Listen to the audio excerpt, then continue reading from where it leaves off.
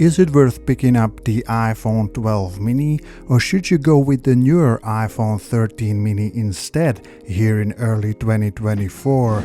Hey, what's up guys, it's Joey here, and before we jump into the side-by-side testing, the question that everybody has is, which small iPhone should you buy in early 2024?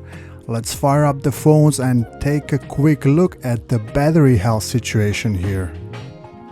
The iPhone 13 mini is 2 years old at 91% battery health, and the iPhone 12 mini is 3 years old at 84% battery health. So if you are looking to buy used, these battery health percentages give you an idea what to expect in 2024.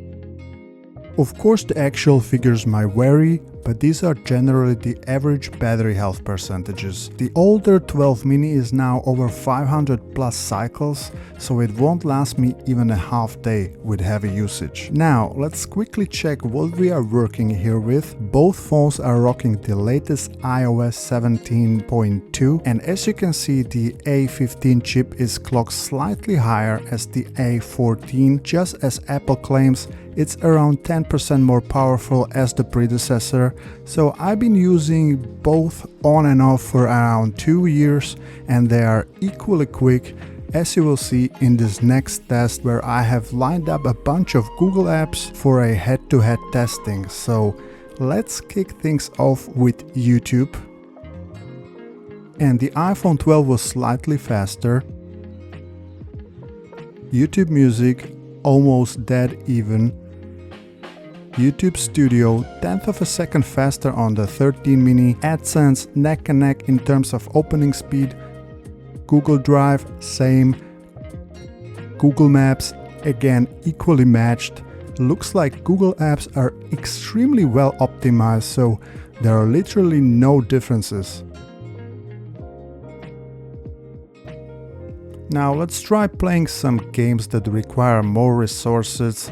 Let's go ahead and open Minecraft, and I think Minecraft is gonna be the game where we will see a bigger difference.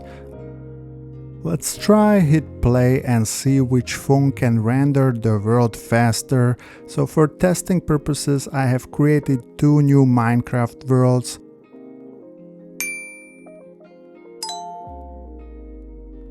And as you can clearly see, the iPhone 13 mini on the top is in a big lead already, and so the 12 mini is still building the terrain, while on the 13 mini I'm already in the gameplay. Let's wait for the 12 mini to catch up, but here you can see the real difference in loading times. Now let's do the same test with GTA San Andreas. Let's hit resume. And here again the 13 mini is loading the game faster, which is expected as it has more powerful CPU. And as you can see, we are at the same location on both phones. Even the same police officer is in the background. So yeah, pretty much the same. Now, last but not least, let's try to open Bully.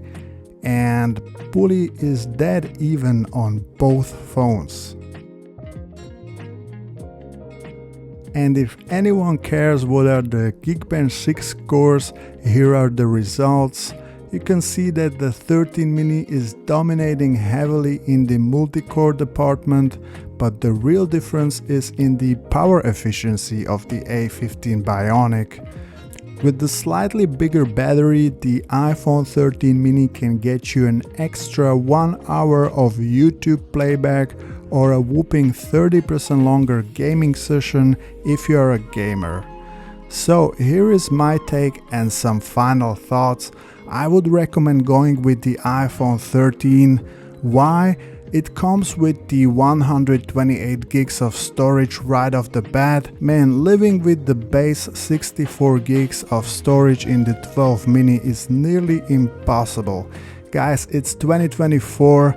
The darn Genshin Impact game for iPhone is now 20 gigabytes, so living with 64 gigs, forget about it. Then there's the notch. It's crazy how large it is on the 12 mini.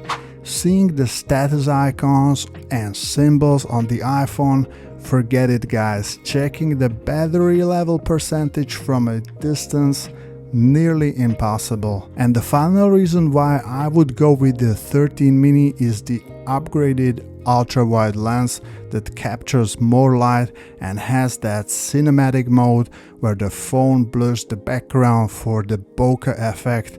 That's a game changer. So my recommendation, don't cheap out, you will regret it. And I have also done some battery drain tests with both of these phones. Feel free to check them out and I'll catch you in the next one.